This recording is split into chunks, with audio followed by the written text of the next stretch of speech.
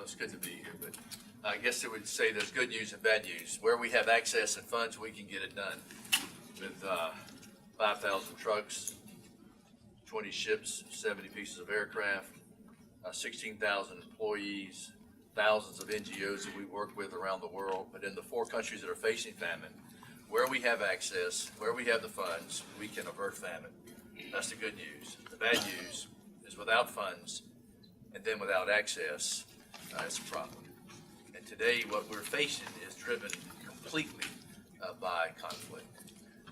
It's compounded by drought and other weather-related issues such as Somalia and parts of northeast Nigeria.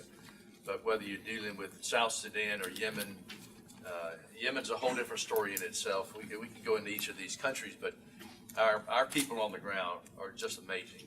The logistical experience and expertise, capacity of the World Food Program, partnering with many of you probably in this room, is just amazing. I can tell you beyond a shadow of doubt, I've never seen anything like it. But the problems that we run into with conflict and lack of funding is unbelievable.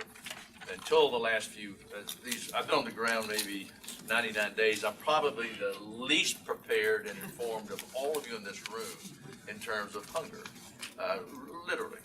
But what I've learned in the last 100 days, because I was appointed April 5th, announced only about 6 days before that, and so we had no transition period. We literally had to hit the ground running with facing 4 famines, conflict, all over the world. 80% of our problems today are conflict related.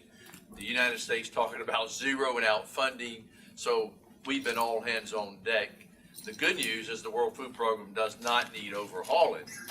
The bad news is we've got some major icebergs out there in front of this Titanic, like funding and famines, these types of issues. And so the World Food Program doesn't need overhauling, thank God. I would have not have taken this role, number one, if things were going great. And I remember getting the phone call from a friend about doing this, and I said, I don't really know if I'm interested in going to the UN system, because of bureaucracy and red tape and this kind of thing. And so I called my good friend Tony Hall, and I said, Tony, I've gotten this phone call about the World Food Program, and Tony just went, you have got to do this. This is one of the most magnificent works in the world.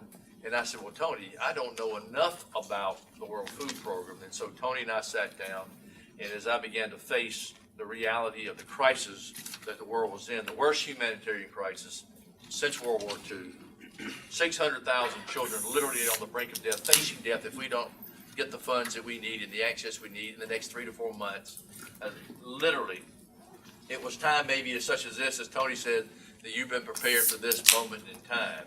And I say that because what I bring to the table is what the World Food Program needed, and what I needed was what the World Food Program already had, the experience and the expertise.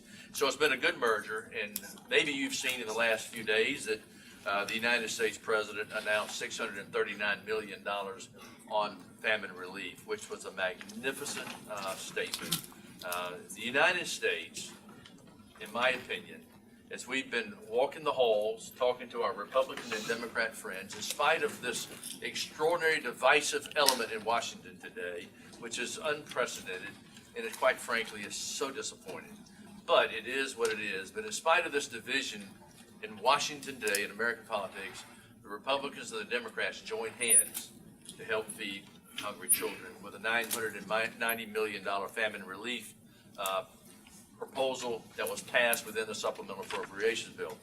Now we've got coming upon us a very serious debate, 2018 budget, but I have all confidence with the friends in this room, working with the friends and the Democrats and the Republicans on both sides of the aisle, we'll end up with the funding necessary. Now that we have the President of the United States acknowledging very clearly publicly that he understands the need for humanitarian assistance, because it does help America, and it's in our national security interest.